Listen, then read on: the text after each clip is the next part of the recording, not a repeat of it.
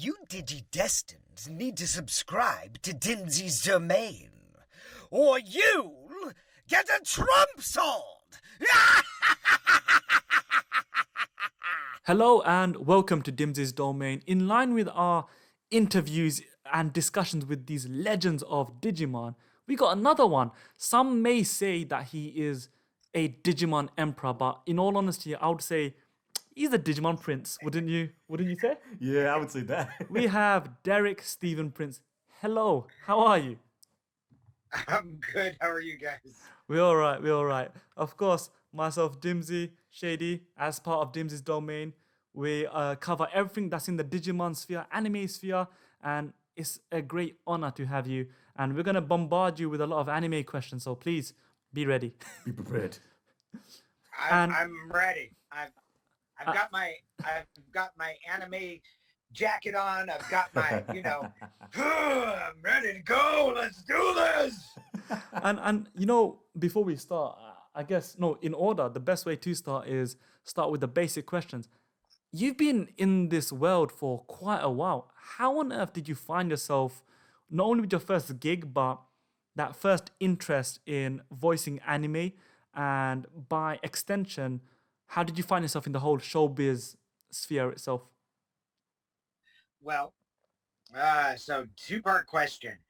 I didn't actually get introduced to anime until I started getting into voiceover, and that was through my mentor, Bob Bergen, who, for any of you may be familiar or slightly familiar with the name, he replaced Mel Blanc when Mel Blanc passed away and took over two of the most iconic roles, which were Porky Pig and Tweety Bird. So he's the one that actually does both of those voices now for the new Warner Brothers cartoons whenever they do that. So I actually learned a lot from him. And he's the one that introduced me to it, because when I was first getting into voiceovers, he was actually wrapping up his very last anime show, which is called Eagle Riders. And so I got to, sit in on one of his sessions, and I was going, wait a minute, take a step back here for a second. Wait, so this is like from Japan, and you're doing this in English, and you're getting paid for it? What? So that was my very, very first introduction to anime. Looking back now and seeing where my path was, if it wasn't for Bob, I may not even be anywhere near anime. And I may not even have done half of the stuff that I've done that a lot of people know me for now. It's so weird, how I wouldn't say how everything falls into place, because obviously I, as an actor, was really responsible for pushing myself in the direction that I pushed myself. But if I hadn't have ever, taken an introduction to voiceover class that Bob was teaching, I may not have gone down the same path that I would have gone. I may have gone down a completely different path. As far as being an actor goes, though, man, I gotta go way back, because I started off when I was 8 or 9 years old. Wow. And at that point in time, I was mostly doing extra work. I don't know if you guys know what that is, but it's for on camera. So for movies and television and stuff like that and commercials, I started off doing stuff like that professionally. And, pretty much ever since then, if I wasn't doing something on camera, then I was doing something on stage, and really just kept the momentum of that going ever since I was initially introduced to that when I was a kid, and, did a lot of stage stuff, continued doing that when I was in elementary school and high school, and Shit, did we lose you? into university. I went to Carnegie Mellon. Oh, I'm sorry, go ahead. No, it glitched for a a second. little bit. No, carry on. Sorry, you were at university. Oh, God. Oh yeah, I was trying to be a little more familiar, like with the UK and stuff. I mean, Ouch. if you want to continue the conversation, and we can just do it that way, just so that people feel like oh God, he's talking our language. I know what you're talking about. Yes, exactly. But now, uh, so yeah, That's a good accent, It was. yeah. And so I studied for 4 years and I graduated with a Bachelor of Fine Arts degree in musical theater from Carnegie Mellon, which is in Pittsburgh, Pennsylvania. Went to New York for a couple of years. Did a lot of off-Broadway shows, a lot of touring company stuff. And then I came back to California, which is where I was raised. And then I gave it a go as far as getting back into the on-camera stuff, did some sketch comedy, did some improv. And then when things kind of started trickling down or dying down in the on-camera and stage stuff, then that's when I started taking some classes at the Screen Actors Guild Conservatory. And that's when Bob and I first met, and he was teaching a class, which was the introduction to voiceover. Wow. So that's how it all began. That's an epic journey, And Yeah, it was epic and continues to be epic. Yeah. Yes. one of the things that intrigues me when you said how you were an extra and you were doing, work on TV and on the stage. Have you got any funny stories or any interactions with either someone who was very revered to you that had a profound effect on you, or had a very reality slap saying, oh wow, showbiz isn't what I thought it would be?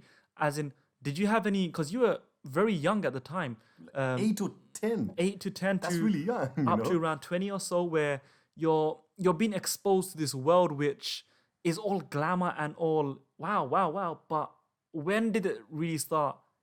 When did the so not reality glamour. crash When did the down? brutal No, not reality come glamour. in? No, it is so not glamour. I mean, I caught that at a very young age. Like, oh my God, this is like so not what I thought it was. As a kid, Oh, wow. I was like opened up to that. And it was,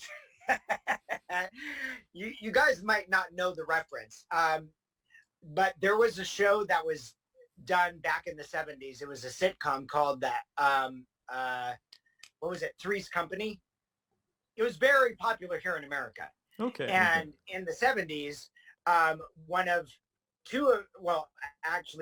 the most renowned comedians who starred in that show alongside with two females, oh my gosh, I'm trying to remember his name now and I can't. Three's Company. And Three's Company. So there's John Ritter, who was Jack Tripper, Joyce John DeWitt. Ritter. Yes. Okay. John Ritter was the main actor there. But if that was 1977.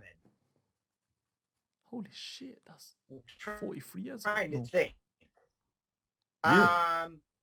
I was born in 69. So when that happened, and this was right about when that show started, 1977. So probably 77, 78. I was about 9 years old when I started. So there was this show that I was an extra for, called 240 Robert. It was kind of like this, this take on the whole police show, or fireman show type thing. It was like all of this stuff rolled into one, but it had like the spin because they used helicopters to be able to rescue people too. And so this episode that I was in, there was a whole bunch of us that were kind of like it was like a shark episode, where somebody got bit by a shark. Okay. And we were all running out of the water, going onto the beach, and I was like one of the extras that was in it. And I specifically remember that there was this woman who was in part of the extras, and she, pardon me. Can we like be kind of like PG-13 here? We can be Go for it. whatever you want. Yeah, go for it. Say what you need to say. Fundamentally, to those of you who are listening, tough. Yeah.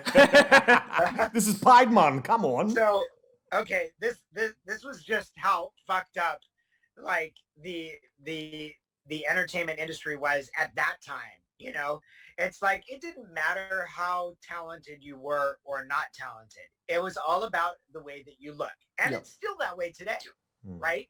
It hasn't changed one iota. Well, maybe a little bit, but okay. So there's this beautiful, I mean, strikingly beautiful woman who was part of the extras, who didn't do shit except, you know, just like look beautiful. Look gorgeous, yeah. And the director, I specifically remember the director taking her aside when we were like on a break and like, you know, chatting with her, trying to like, quote unquote, like get in her pants, so to speak. Yeah. And you know, I overheard the conversation like, yeah, you know, you're really beautiful, you know, you can probably like really go far in this industry, you know, like I can help you out and all this stuff and blah, blah, blah. And I kid you fucking not, guys, like about a year later, maybe 2 years later, because Three's Company is one of the shows that I watched as a kid, right? I see her on the fucking show as one of the two other roommates that's along with John Ritter. Oh, wow. In the show. Wow. Well, like that was just to show you how messed up, and she couldn't act for shit. I mean, even in the show, she couldn't act for shit, but it didn't matter because she looked beautiful and it's a comedy, and Jack Ritter basically carried the show anyway. Yeah. So it's like, who cares, right? But oh my god. That's crazy. You got into the industry at like 8 or 9. How did that come about? How did you get into the industry at such a young age? My mom was in a lot of ways responsible for starting me off as a child actor, and just getting me into like this extra company that hired extras. And, you know, they didn't have a lot of kids. So I was one of the younger kids that they hired, and I was in some stuff. So, but that's quite unique. Like, not many people have a childhood like that. So what was it like actually growing up in the industry? Yeah. Or growing up having exposure to the industry. Exactly. It got jaded really fast. Okay. Fair enough. Just because you saw all the stuff that's not glamorous. Yeah. Okay. Overrated. So, of course, you are famous, synonymous, and I guess forever attached to various properties, be it anime or even Power Rangers. So, before anything, Power Rangers, tell us, how did that come about? Because you were the voice of Elgar, and I remember very distinctly Power Rangers Turbo in space, just watching Elgar, and I was like, what the hell? Yeah. It was a very memorable voice. So not only did, my question is, how did that come about, but how did you determine the voice of Elgar? Or obviously the way Power Rangers was recorded before, 10, 20, 30 years ago. Not 10, 20 years ago. 20 years ago. I'm losing the plot, man. But 20 years ago, it was pre-recorded and you guys were voicing over. There's a very different way of doing it. How did you determine the voice? Did you listen to the Japanese voice? How did you go about it? So, for at least my part specifically, I can only talk about Elgar as it relates to that. Yep. That actually, to my knowledge, and I could be completely wrong, guys, but to my knowledge, was not actually voiced. Oh. The person inside of the costume who had the capability of, because it's a giant puppet, basically. Yeah. The person inside of that costume had the ability to be able to move the eyeballs, move the mouth, move all that stuff, and did it from the inside, but never actually spoke. Wow. That's crazy. So So then the question is, And how did it was only added after they had already recorded that stuff. Did you ever wear the Elga costume? Like just for the fun of it? Nah. would you want to? No. No. Come on. No, I wouldn't trade that part of the industry for anything in the world, because back then, I mean, okay, I might be getting into a little bit more than I should, but you know, compared to now, when people wear costumes like that, I kind of, you know, equate it to the furry community, so to speak. But you know, they've got fans. Most of them, if they're legit, guys, right? If they're legit, they've got fans inside of the costume, so the people inside of them don't overheat. Mm. Yeah, They that's didn't true. have any of that stuff back then. Oh, so it must have been sweltering in those costumes. That's it. So can you imagine on a day like today in California, when they're filming stuff like that, right?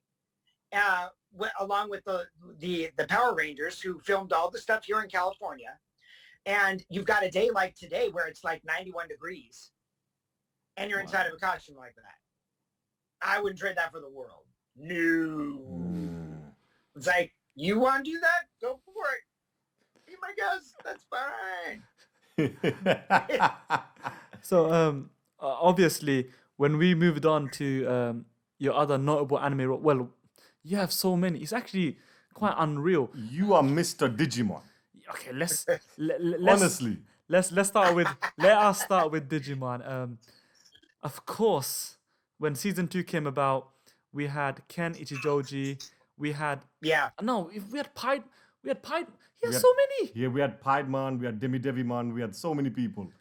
Who's your favorite, firstly? Yeah. Okay. Here, I'll do something for all the Digimon fans out there. You ready? Yeah. Yes, please. Okay, here we go. I'm going to list the characters in order of appearance, beginning with season 1. Okay. Okay. All right. Go for it. So here we go. Devimon, Digitamamon, Piedmon. Then you have Veemon, Veemon, Veemon. No, I'm sorry, wait. You had Veemon, you had Ichijouji, then Veemon, then Veemon, then Veemon, then Piedmon, then Imperialdramon. Then you have the Digimon movie, and in the movie, in addition to Veemon, and there was also the pizza guy, and you were the pizza guy. Who was pizza guy? I was the pizza guy, and then in later on in season 2, there's a part where they, if I'm not mistaken, you guys probably know this better than I do, but I think once Ichijouji joins the team and they start, you know, trying to help out, there's a part where I think, if I'm remembering correctly, where the Digimon start coming into our world, and they have to like travel around the world to be able to try and help all these other Digimon tamers. Yeah. And yeah, and then there's one episode where I actually play a character named Derek. I think it was in Australia or something like that. Oh. And then there was I think it was prior to the 3rd season, there was a movie, and I can't remember what the name of the movie was, but it went more into some of the backstory about how the Digimon came to be created. Okay. And I played the main scientist who actually created the Digimon. And then there was the Digimon Rumble Arena, the game. The game, yeah. In which Veemon, or I'm sorry, in which Beelzemon was introduced, along with, I think Imperial Jamon was in it, and Veemon. And then season 3 came out, in which Imperial Jamon showed up first, then Beelzemon. And then season 4, which was Grumblemon. And then season 5, I was not in. Season 6, which technically was part 1 of Digimon Fusion. Yeah. Where I played Jeremy.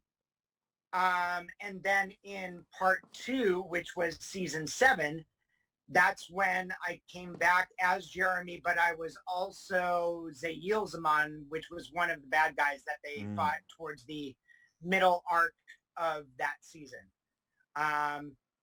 So as far as I can remember, those were all the Digimon characters in order of appearance. Wow. Well, what I'll say to the people and listening. how it all started.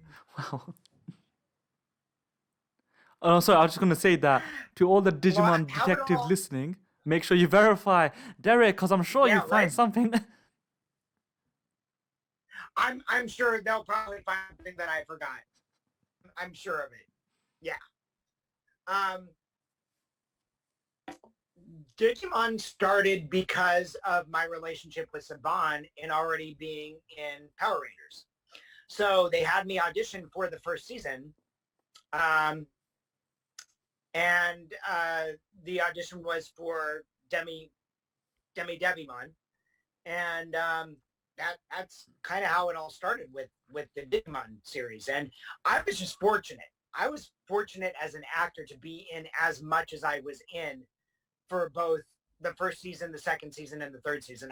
I was, blown away by the fact that I got to be as much of each of those first 3 seasons as I was, because that was huge. Yeah. For me as an actor. In season 2, you were practically the main actor, because you were the main villain, and you were one of the main good guys at the same time. Right. I was the main Digimon, for sure. And can I share with you guys a short story? Yeah, please, go for it. please do. Okay, cool. So check this out. This is how actually I got the Digimon Emperor. So when I first went in to audition for season 2, the only role that they were actually considering me for was Veemon. Okay. And they figured because of season 1 and because I was able to do character voices, they knew that I'd probably be able to pull off Veemon, like no problem. They were doing the casting for Veemon as a formality, but they had already put in their mind that you're probably going to be Veemon. So that part was just the formality, and they had to do the audition because at that point in time, the series was Union. So you have to do things by the book as far as the Union rules goes. And in the Union, at that point in time, I'm not sure if it's changed very much because I haven't had to go in and audition for a Union project where this was the case. But most of the time back then, when you audition for a Union show, you have up to 15 minutes to be able to audition for anything that you want to. So when I went to Saban to look at all of the audition sides, I saw obviously Veemon was there, and I saw Davis, and I saw, the Digimon Emperor, and I saw all the other characters. And so I figured, you know what, I'm going to check out Davis, and I'm going to check out the Digimon Emperor as well. So I had those, and I was practicing them before they called me in to do the audition. So I go in, I do the audition for Veemon, and did exactly what they thought I would do. They said, thank you very much. That was great. So here's where things took a slight twist. I had the other 2 sides with me for Davis and for the Digimon Emperor. And I had about roughly maybe 7 to 8 minutes left after I did the audition for Veemon. And, in their mind, I was done. Like, okay, thank you. You can bring in the next actor. And I don't remember exactly what happened. When I tell this story, I may dramatize it a little bit more than what it may have been. Yeah. Because it was like 20 years ago. So who I don't know exactly, but I believe, you know, I was either at the door getting ready to go outside of the booth, or my hand was on the door or something, and I stopped myself and I said, you know what? No, it's like, that's all that they thought of you for, but that isn't necessarily all that you can do. You know you can do more, so you might as well show them. So I go in, I go back to the microphone, and of course they're like, wait, what are you still doing here? You know? And I go, well, you know, I know that we've got like 7 to 8 minutes left. I've got these two other sides, and I was wondering if I can audition for these two other characters that I was practicing out in, you know, in the waiting room. And they go, well, based on how the auditions have been running, you'll probably have enough to do one more character if you want to audition for it. And they go, so, you know, pick whichever one you want. And I'm going, oh, okay. So I was looking at the sides for Davis. I was looking at the sides for the Digimon Emperor. And obviously I didn't audition for Davis. And so I said, well, you know, I'll go in and I'll audition for the Digimon Emperor. Now, from where I was standing in the recording booth, there's a plate of glass, you know, that's like maybe 20 feet in front of you. And then on the other side of that glass is all the people that are sitting in on the auditions. And I believe, if I'm not mistaken, you had the engineer, the director, and then you had some of the original production from Japan that was sitting in on the audition as well. Oh, wow. And so I'm going in and I say, I want to do the Digimon Emperor. I kid you not, guys. Like, this is literally like, and you can't hear what the people are saying on the other side of the glass unless they press the talk button. And then you can, you know, and then you can hear them. Yeah. So this is literally like what happened on the other end of the plate of glass. So it's like, as soon as I said, well, I'd like to do the Digimon Emperor, and the director is like going, hang on a second.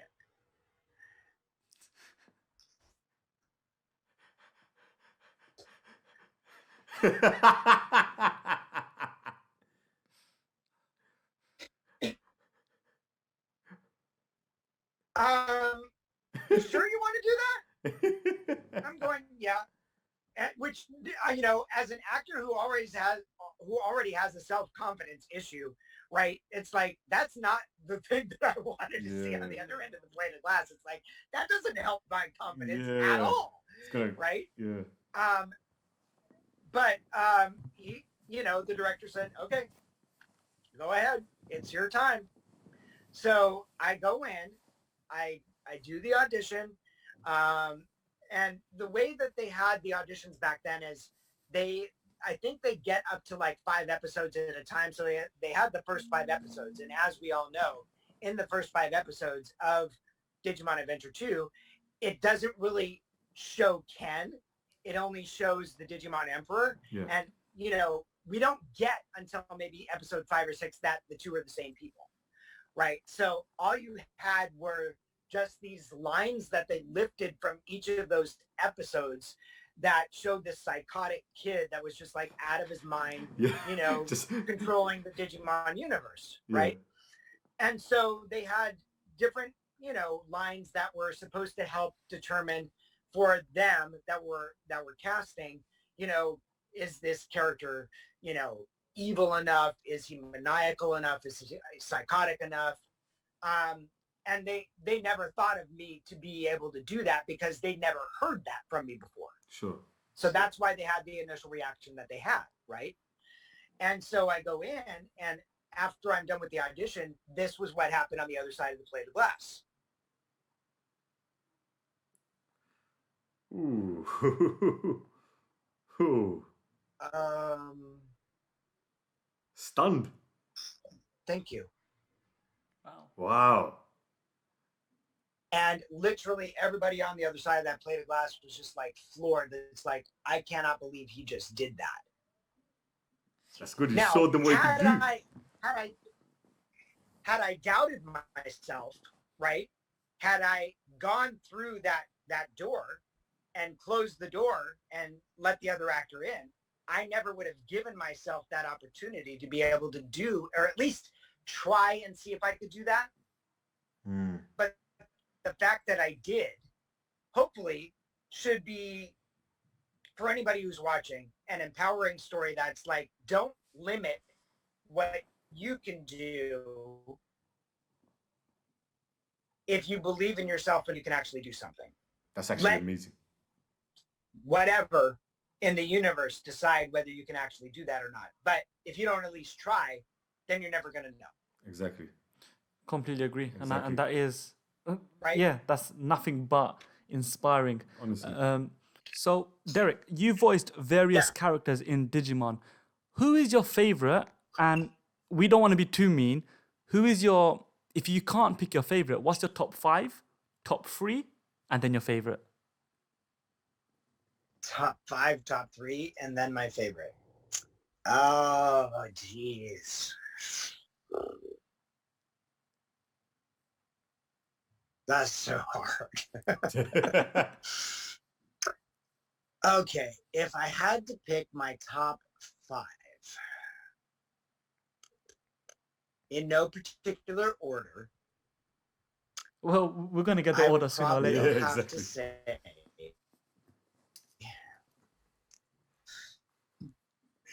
Veemon, Impmon, Beelzemon,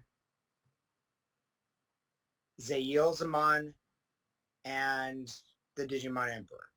Ah. Top 3. Veemon, Beelzemon, and the Digimon Emperor, and then my top would probably be the Digimon Emperor. Did you, you know, obviously in season 2, you were basically the main actor. Did you like that? Did you like the fact that Ken ended up being good, or did you want him to stay evil so then you can still act evil? No, I very much liked how the direction in the writing that the original Japanese took in that character's development, because it's rare that you ever have characters that are like that in a series, you know, where you do a complete 180.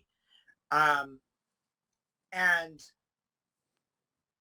the way that they wrote that entire season was so much, I mean, in my opinion, as far as character development goes, right? Yeah. It was so much better than season 1, because you really got to know the new kids more. And they really spent a lot of time on Ken, in his backstory and why he became the way he became. Yeah. You know, I don't know if you guys will be able to see this. I'm going to try and angle the camera in such a way that you can, but.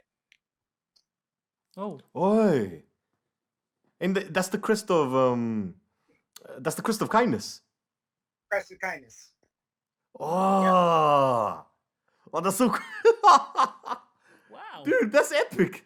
So, obviously, yeah. So obviously I actually Ken recently just got that about a month ago.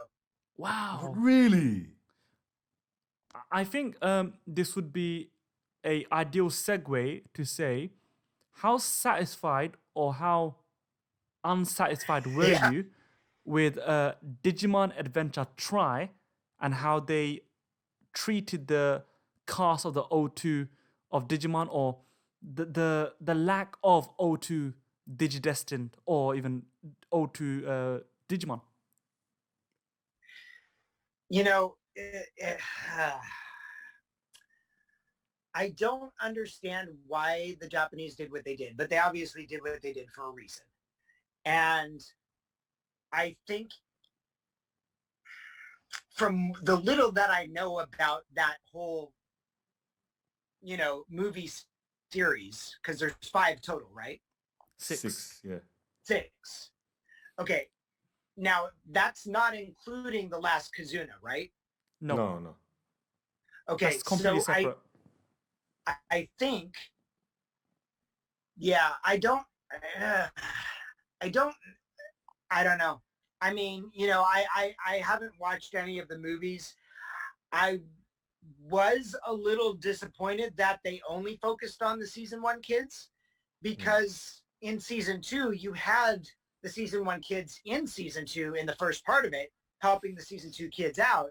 But it would have been, I think, personally, just as a fan, I think it would have been cool to see both sets of kids working together to try and fight what they were fighting, But I do also understand what they were trying to accomplish, because in a way, the last Kazuna, from what I know, kind of wraps things up for Matt and Ty.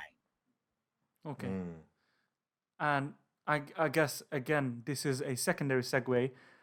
How did it feel when you reprised your roles as part of Last Evolution Kizuna? Did it feel like riding an old bike? Did it feel nostalgic? And because we spoke with both Joshua Seth as well as Jeff Nimoy, and they told of experiences of, wow, it's like back again, with the characters being a bit older. Obviously, Veemon doesn't age, so we see. Right. But how did it feel voicing Ken as a older gentleman and Veemon the way he still is? Yeah, it was awesome. I mean, for the longest time, and I was a huge proponent in making sure that I did everything in my power to come back if there was a way for me to do that.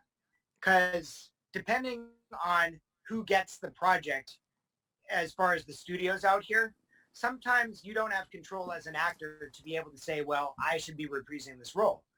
Yeah. They don't give a shit. So it's like whoever's hands it's in, that's basically, they have the control of casting and hiring and all that stuff.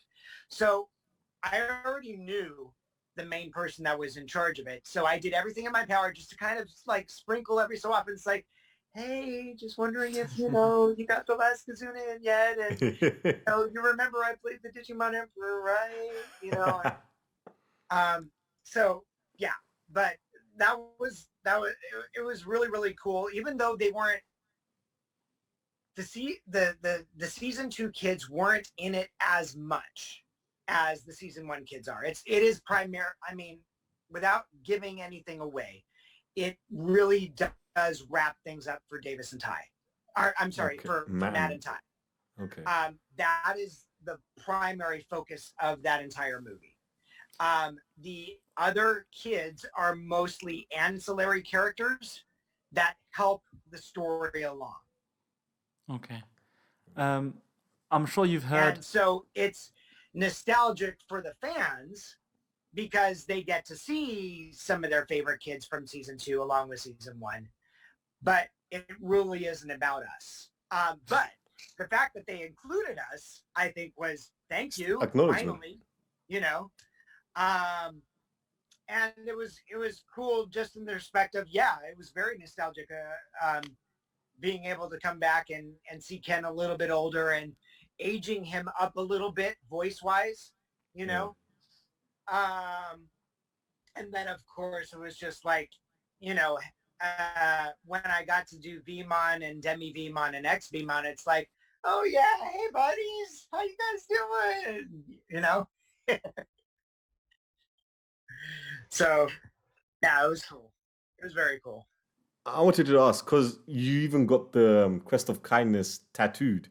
What does Ken mean to you as a character? Like, obviously, like, he's a fan favorite among many Digimon fans growing up. What does Ken mean to you personally?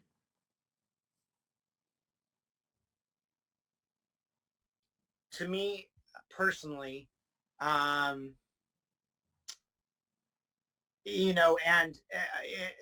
they obviously, the writers spend a lot of time and thought in the development of that character and the crest that goes along with it, right? And what it means to that specific person. And, for each one of the characters, obviously, it's like, you don't necessarily understand why that child has that particular crest to begin with, but it's like, over the season, it's like, it makes sense. And it's like, of course, it's like, what other crest could he have? It had to be that one. And shedding some light I guess, with everything that's going on now, right? Yeah. I think Ken is the embodiment of reminding ourselves, no matter how much hatred somebody may have for somebody else or another, set of people or whatever, that there's a sprinkling of kindness in all of us.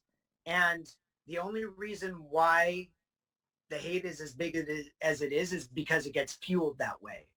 It's like what you focus on expands, right?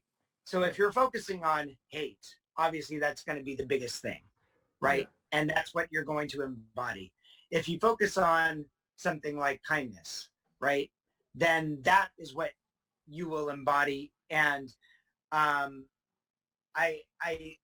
think even to this day and age, it's very reflective of what's going on now. And if we could just like massively like put like Digimon Adventure 2 on 24 hours a day, so no matter what station you turn to, right, whatever you turn to, you would have to watch Digimon Adventure 2. It's like if people just watch that show day in, day out, I think the world would be a better place. That's just me saying, but 100%. Yeah. Of course, you have you're a father. So have you introduced your children to some of the body of work that you've done?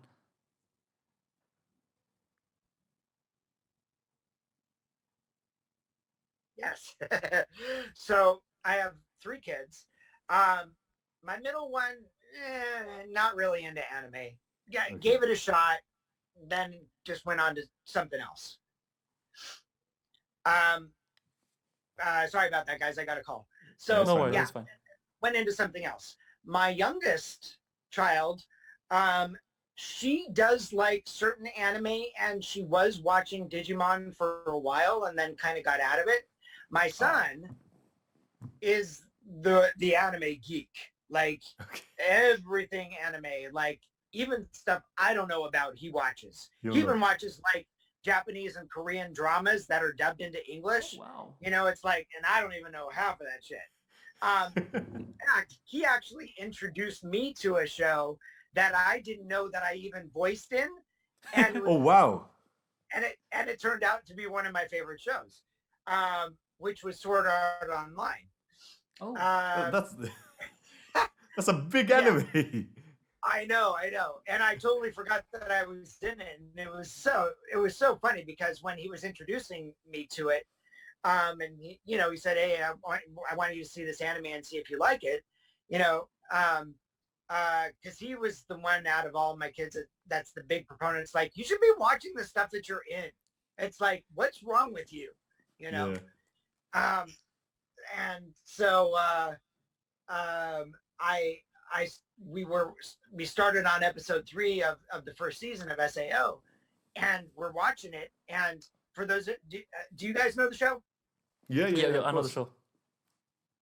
Okay, I don't know if you remember this particular episode, but it's when they first get to the other world, the game world. Yeah. And there's like this whole big riot about all of the people that are in the game wanting to get out of the game, but they don't have control. And there's this one character in particular that gets up on the stage. His name is Kiba, and I think his name is Kiba. He starts saying, F you guys. It's like, you can't keep us here. We're going to get out of here. It's like, we're going to do something about this. And then, he's only in that one episode and he dies. And then, supposed to die. Like for a couple of episodes thereafter, like Kirito, remembers who he is. And it's like, this is what we're fighting for now, guys. It's like, we got to get out of here. And so that it's like, as we're watching that episode, it's like, I'm sitting here and my son is sitting next to me, and it's like this thing happens. It's like, is that you? I'm going, it kind of sounds like me, huh? He goes, oh my God, it is. it was crazy. Eureka. That's actually Yeah. that's crazy. It's crazy. Have you ever like tried to be a little cheeky and try to watch a show that you know that you're in, and you try to introduce your kids to, or you make them watch it, and you don't tell them that you voiced it? And have they ever seen a show with your voice in it and not noticed that you were in that show?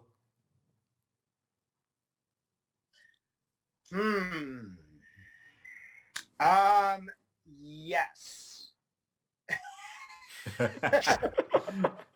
But it wasn't an anime. Okay. Okay. So my son has a little offbeat humor, my oldest one. Okay. And I don't remember how long ago it was that I introduced him to it, but there was one time I said, "Hey, Jake, have you ever seen this movie?" And the movie is Scary Movie 3. And he goes, "Oh wait, that's like part of the Scary Movie franchise, right?" And I'm going, "Yeah." I go, "It's like a really cool movie. Have you ever seen it?" And he goes, "No." I'm going, "You should watch it sometime." And then so I checked in with him a couple days later, and I said, "Hey, so did you ever watch that movie?" He goes, "Yeah." It was pretty funny. I go, "Do you remember those two aliens?" He goes, "Yeah." I'm going, "I was the alien that peed with my finger." He goes, "No, you weren't." I'm going, "Yeah." He goes, "What?" I'm going, "And the other actor, the other alien, Yeah. that was Tom Kenny, the guy that Oh, plays SpongeBob." really? What? Yeah. So That's insane. We're stunned right now. That's actually insane. It's quite difficult because the plethora of roles that you embodied. I wanna okay, before I move out of Digimon, I'm sure you're aware that Digimon has been reprised in Japan as Digimon Adventure 2020. Have you heard anything? I know what the answer is going to be, but have you heard anything? And do you want to come back in this new series? And if you had a chance, would if you had a chance to take on a role that you didn't have before, what role would you want? okay. So if I had the opportunity to be a part of the new Digimon that's happening, would I want to? Yes. I could probably the character I could probably most see myself doing would be Mad. Okay. Not bad. Not only because I can act cool and stuff, and but because I can sing, and because I can also play the harmonica, so I got that going for me as well. Of course. Without giving too much away, I think a lot of the fans will appreciate this. I don't know how much research you guys have done on the first couple of episodes that have already been recorded in Japan. I did some research on it because I was curious about it. I was seeing what the difference is between the original and this one. I think the one major improvement that they accounted for, actually two. The first major improvement is that now in this version, the Digimon, when they go to the digital world, they just automatically become that particular form of that character. So like if they're in, trainee form, right? When they go to the digital world, which is how most of them wind up when they're first going in there from the real world, right? They don't go like, the whole Veemon Digivolve 2, it's like it's like, let's go to the digital world. And then they go and they shoot through like this weird, wacky tunnel digital thing. And then they wind up as that character. And then the same thing happens like when they go to like champion mode or mega mode or whatever the case might be. They just automatically transform into that. So there's not that, some people might have liked that just for the nostalgia purposes, but I think for transparency purposes and just evolving, they just automatically do it depending on what they're in front of. The second thing that I really like about from what I've researched is that they go back and now they fix what they didn't do the first time that they started season 1, which they did in season 2. Because in season 2, you had more of the character development. In season 1, you really didn't. Yeah. It was more like just these kids together in summer camp and something happens and now they got to deal with it, right? But you don't get into like any of the backstory of any of the kids.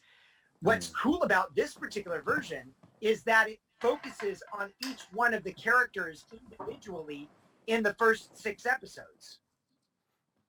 So even though you know that all the kids are going to be there, right?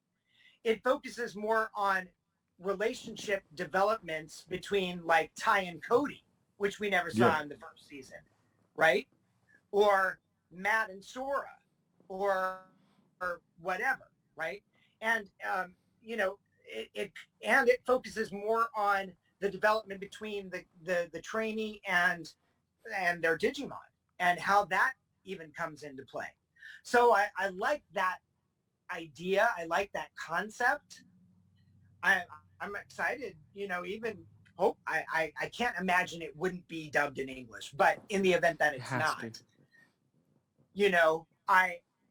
I'm still gonna check it out because it looks really cool. Of course, we would love to see you reprise your role as Piedmon, and if they do introduce the season 2 kids, it'll be never know. Ken is iconic.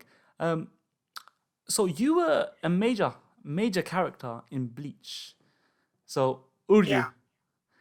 So if you've heard the news, we know that Bleach is getting a adaptation of its latest arc in anime format from next year, and in that next arc, Uryū has a major role. Are you excited, and have you kind of read ahead or watched the Japanese just to get a little flavor, or are you gonna, react as it comes? I haven't read ahead too much. I do know I am familiar with the 1,000-Year War, and I am familiar with that whole arc, especially once Uryū has lost all of his powers and now he goes to this area where he realizes that he's not the last Quincy and there are other Quincy's that are like him and they help him get his power back. And then when he comes back, he's like more badass than he was before. And then, if I'm remembering correctly, I think he, doesn't his father pass away in that arc or something? And then he has to like take over. Quite a bit happens. Quite a bit happens without trying to spoil everyone. Let's just say that the 1,000-Year Blood War arc is going to be probably one of the most epic entrances, epic outings of anime seen ever. And I think it's going to surprise a lot of people. And again, with Uryū being a major character, it's going to be an opportunity. And fingers crossed, I'm hoping that you reprise your role as Uryū. It's going to be a major opportunity for you to just showcase, boom, this is me, this is the character of Uryū. Which is going to follow up to my question. What do you think of the character of Uryū? In the season? In general. He's an odd character. He really is, I mean, it's like what people initially thought of him isn't what he became later on. Because in the beginning, it's like he was very mysterious, right? They wrote it that way. They drew it that way. And it's like, oh, who is this guy? Who's this kid? Like, is he going to be like a nemesis to uh, oh, Ichigo. yeah, to Ichigo, or is like, what's up with this dude? Especially when he battles him with all the hollows and like it does the whole coin thing, and then it's like he changes later on, and you get into a little bit of his backstory growing up and his grandfather and the dad that wasn't there and all that stuff, and um, uh, and so he becomes, I guess, a little less of the nemesis and more of the, he's like the anti-hero hero, Yeah. Yeah. and I don't know why, but for some reason I wind up getting those roles. It's like Shino, the not the hero. He's kind of like an anti-hero, but he's a hero at the same time because he's not really bad. But it's like you always like on the fence about him. It's like, wait, like what's up with this dude? And it's like the same as with Uryū. It's like I don't know why I get cast as these characters, but I do. It's awesome because obviously it keeps the audience in suspense. Beelzebub was like that. But the whole sewing thing, like, what the fuck's up with that? I don't get that at all. It's like, why did you have to? Maybe it's because thinking back on it, I guess to offset the mysteriousness of him and to make him more likable, like I guess maybe like with the female fans, to make him less of a scary figure or a mysterious figure, like having him so makes him more likable. I don't know. Those quirks. I never got that part about him. So obviously you voice various characters who are, they start off as morally grey or as a character they're quite ambiguous. Yeah. What do you think of voicing Iggy from JoJo's Bizarre Adventure? Because you voice a dog. Iggy. Oh man, I love that dog. He was just, it's like what I liked about the character was, well, okay, I gotta backtrack for a second. So when I auditioned for the character, right? Yep. I auditioned for they took lines from the Pet Shop episode, right? And that's what I auditioned for. But when Iggy first starts out, obviously that's way before the Pet Shop, and it's like, I thought that, and I go in for my first recording session, and I'm talking to the director. I'm going, doesn't the dog talk? And he goes, no, not for a few episodes. He just like barks and, moans and does grunt sounds, and that's pretty much it. And I'm going, but I could have sworn like when I auditioned for this character that the character talked. He goes, yeah, but that's like later. That's like, don't worry about that right now. It's just like, be a dog, oh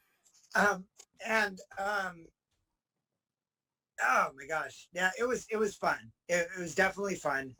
I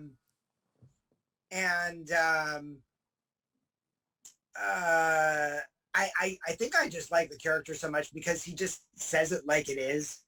Yeah. It's like, it's like he doesn't take bullshit from anybody. It's like, you don't like it, F you. And at the same time, like just totally while doing it is being a prankster, with Polnareff and Joestar or Joseph, and it's like just messing with him, and because he can, I wished what happened didn't happen. I'm not going to say anything for people who haven't necessarily seen that arc yet, because I think Iggy could have been a benefit later on. Um, but you know, Yeah, it is what it is, and it is what it is. obviously Yeah. they did it for a reason, and it helped with Polnareff's development later on. So yeah. Yeah. You voiced a lot of characters throughout the years, even in Power Rangers. Do some of the characters like do you sometimes mix them up? Because there's so many voices you've done. Like, do you sometimes wake up in the morning and like a voice just pops into your head? A voice doesn't necessarily pop into my head, but there have been times when I've gotten characters mixed up a little bit. Um, Man, there was one time. Was it during season? I can't remember. But I think it was during one of the seasons of Digimon, and I was also voicing another anime, and it was like I was trying to keep the two characters separate from each other, and I had the hardest time trying to do it because they were very similar. Um, I can't remember what the other anime was. Um, but yeah, I mean, I don't do it very often. You know, the voices that I try and pick for each of the characters that I voice, I try and make them different enough so that it's like when I go in for a session, it's like, okay, that's the character. Yeah. So yeah, it doesn't happen a lot, but you know, it's happened on occasion. You mentioned earlier that you voiced Shino. So being part of these major franchises such as Naruto, Bleach, Digimon, is there any role or is there any major franchise in anime that you kind of hope, you know what, it would have been cool for me to, if I was part of that, if I was voicing that character. So is there any role that you may or may not have auditioned for that you kind of wish, you know what, I would have liked that role? Hmm. I would have loved, especially knowing that it was recorded here in the Los Angeles area, I would have loved to have been a part of Forest and Forest, or yeah, Forest and Piano. Oh, okay. Okay. That, Um, um, that would have been amazing. Um, because I really like the show. I like the concept of it. You know, I haven't watched the entire season, but the episodes that I have watched, I really liked, and I know it was recorded here. Um, it would have probably also been cool to be in Fire Emblem, but I was never given that opportunity as far as auditioning for it. I don't follow a lot of animes, so I can only relate to the stuff that sure. I know about. I mean, obviously, since we've been talking about it, I'm just hoping, with all the stars being aligned, that once the 1,000-year arc comes into play, that they just give me a call and say, "Hey, so we got the Japanese dub. You ready to come back?" You know, that would be amazing. Um, uh, of course, I want to wrap up with actually to talk about you've opened up Twitch. You're on Twitch. So tell everyone what you're doing on Twitch. Oh yeah, yeah, What other yeah, yeah. projects you're part of. Okay, so I started this not too long ago, and it was primarily I guess the kickstart of it was because of, no, actually, you know what? Here's the deal. So I was initially on this app called Unlocked, and a lot of fans like that app. I don't have a problem with it, but based on what I wanted to start doing, I knew that platform wouldn't be the best platform for it. So I started investigating other platforms and seeing where would it be better for me to start doing stuff. Because I knew the direction that the app was going in, and I knew that those two wouldn't coincide with each other. So after doing some research, I found Twitch to be the best platform for what I wanted to continue doing, which was ever since last year, when it was the 20th anniversary for season 1 of Digimon, right? I've been streaming episodes every single week and doing commentary on them. So I did that last year with season 1. This year I'm doing it with season 2. So for those of you guys that want to check it out and might still be up, unfortunately it's at 1 o'clock in the morning, your guys' time. But on Monday at 1 o'clock in the morning is when I stream episodes of Digimon Adventure 2. And I do that for about an hour and just talk about, the episodes and my involvement in them. And if I have, some sort of story, then I tell the story about it. So those are on your thinking logistically about the time difference. So that's like 1 a.m. Monday, your guys' time. It would be like 4?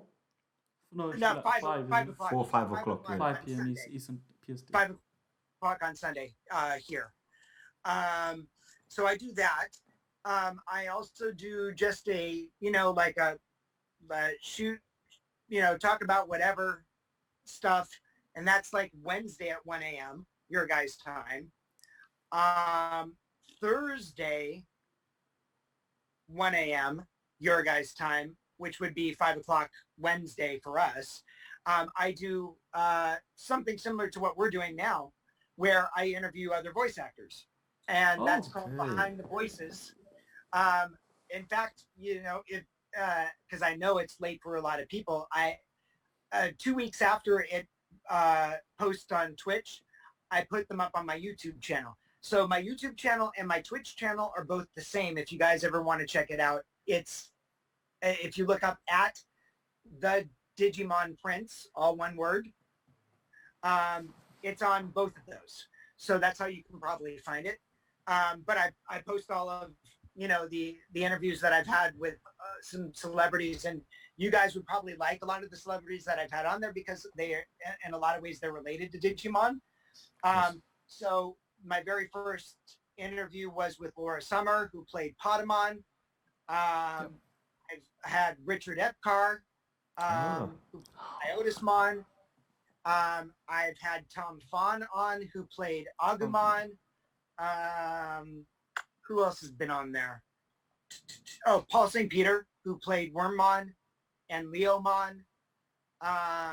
So there's a lot of, I've done a lot of, interviews with a lot of the actors from Digimon, the franchise.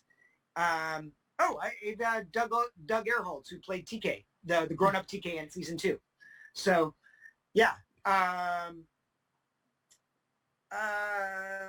Let's see. So I do that on Thursday, 1 a.m., your guys' time. And then Friday, my time, Saturday, 1 a.m., your guys' time, I also do some game streaming. And so I'm really into this one game called Guild Wars 2. And it's a fantastic game. Very well drawn, animation-wise, beautiful scenery. And so I just do that. And so, if you guys, any of you guys that are watching, if you want to follow me on there, please feel free to. And they're pretty regular. I'm definitely going to be, I'm not to dangle the carrot in front of you, but I'm going to dangle it. There's definitely some huge names that I was able to get for my Q&A that are going to be coming up that you guys are not going to want to miss, because like for me to be able to get these guys was like amazing. And they just said, sure, you're you. So why not? So yeah. Cool. So, of course, ladies and gentlemen and everyone, and all you Digimon who are watching, please, please, please make sure you follow, you watch at the Digimon Prince, Derek Stephen Prince. So it was a fantastic experience to have you here, and I really do wish you the best of luck in your adventures on Twitch. And again, make sure you check him out, and all the links will be in the description. In the description, yeah. So with that being said, thank you. Goodbye. Oh, yeah. Take care. Thank you, guys.